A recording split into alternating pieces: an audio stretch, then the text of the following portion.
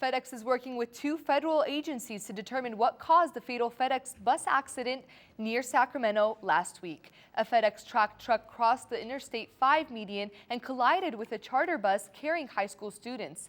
They were on their way to Humboldt State for a college tour. A total of 10 people were killed and 30 people were injured. At this point, it's unclear who's responsible for the crash, but an investigation continues.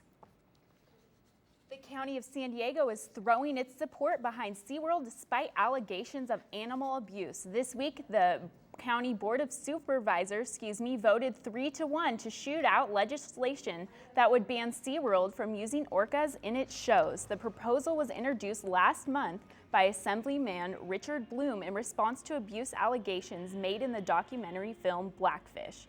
The decision allows SeaWorld to keep its orca exhibit, but it would be prohibited from breeding the whales in captivity and importing or exporting the whales.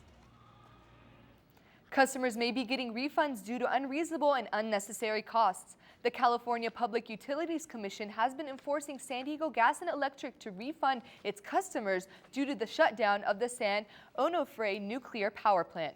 Up to $19 million is expected to be refunded.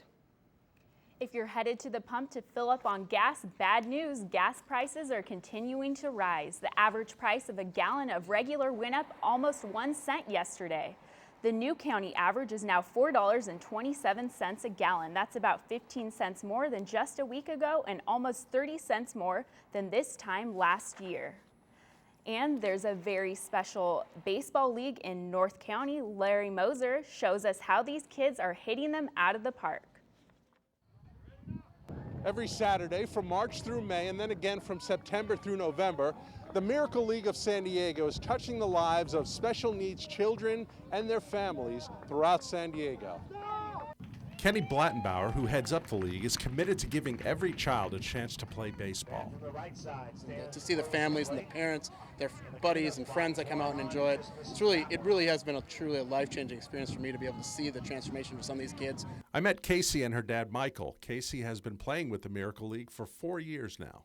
And when Casey started, she was in a wheelchair and didn't know anything about baseball.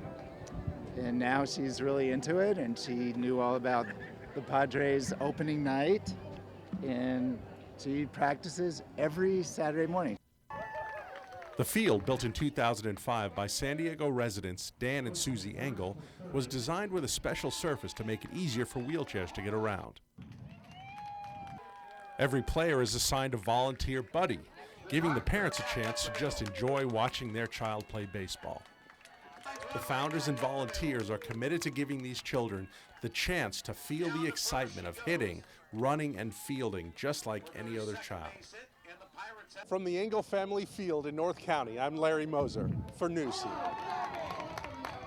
To find out how to get your child involved or to support the Miracle League as a donor, visit miracleleaguesandiego.org. And good news from Washington on the 2014 World Cup and a raise for San Diego Padre. Mark Henry, what's the latest? Quite a bit going on, amid this season here. Former NFL linebacker Sean Merriman filed suit this week against Nike, accusing the sportswear brand of trademark infringement. Merriman's company, Lights Out Holdings, filed the papers in U.S. District Court this past Monday. The suit details Nike's decision to proceed with marketing a Lights Out apparel line in 2006. The move occurred after negotiations between the football star and Nike were unsuccessful. According to the suit, Merriman has owned the federal trademark rights for 7 years. Merriman is seeking an injunction to stop trademark infringement and damages. Nike has declined to comment. On Monday, the 2014 Boston Marathon is set to take place. The run is just 6 days after the one-year anniversary of the tragic Boston Marathon bombing that took place on April 15th last year. Boston Mayor Martin Walsh and Police Commissioner William Evans ordered more police officers along the marathon's route with additional cameras and emergency medical service personnel. Monday's event marks the 118th running of the Boston Marathon. 33 runners from San Diego are slated to run on Monday. San Diego Mayor Kevin Faulconer has declared April 15th as SDSU's Men's Basketball Day. The declaration came on Tuesday following the Aztecs' final 31-5 Mountain West Championship and Sweet 16 appearance. Now, Faulkner praised the Aztecs for a great season run and the NCAA tournament. To boot, city officials threw in a basketball signed by the mayor and other city officials. With only 9 weeks remaining before the World Cup kicks off in Brazil, Vice President Joe Biden will be on the main stage rooting for the USA to bring home the big trophy. The trophy was unveiled at the State Department last Monday. This was the first stop on the trip around the world before the games opening in June. Biden acknowledged that soccer has not been a part of our recent sports culture. With 80% of our young people now playing the game, he remains optimistic. Former U.S.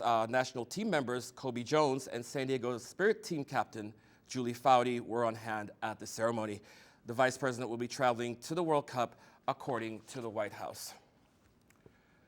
The 23rd City College Championship Scholarship Awards, kicked off last weekend. The event, presented by the San Diego City College Foundation and the Office of Student Affairs, took place at the Halls of Champions in Balboa Park. Among the several awards presented was the Health and Exercise Science and the Harry West Scholarships. Congrats to recipients Yevgeny Chernish, Imani Griffin, and Ian Levitsky. Padres second baseman Jed Jerko has a nice paycheck in his future.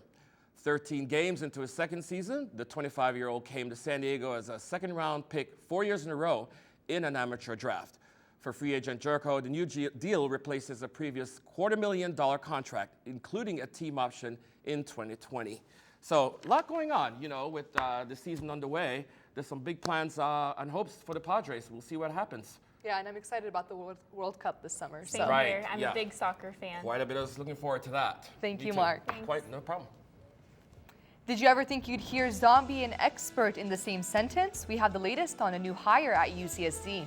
And ladies, get ready for another taste of man candy. Magic Mike is back. More on that in your entertainment report.